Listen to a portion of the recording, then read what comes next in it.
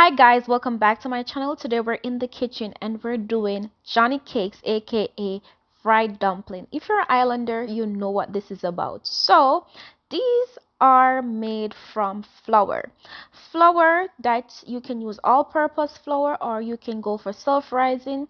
Self-rising already has all the ingredients required. You just add water and mill the dough. While regular flour, you would have to put the baking powder. Some people add a little sugar, and I had cornmeal to have a little more texture to the dough. You mill that with water. I would recommend having like a cup or mug that you pour the water or dispense the water from, so you don't add too much or too little. After milling the dough, it should look like this. Yes, it's an arm workout, but you look sexy and you have a delicious fried dumpling, aka Johnny Cakes, to eat.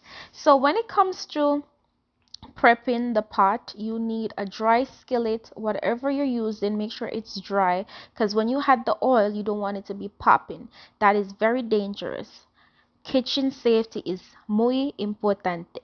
So you had enough oil in the pot, because over time the dumpling is going to soak up the oil and it's going to be reduced. So had quite a bit. You can always throw off the excess after, and then make sure you take your time, put it on medium to low heat and turn them around, because as each side cooks you have to spin it and make sure that you observe it, because leaving the pot is a disaster.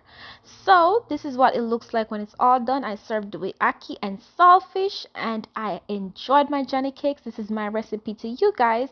Like, share, comment and subscribe, and don't forget to enjoy this recipe. So until next time, thanks for watching.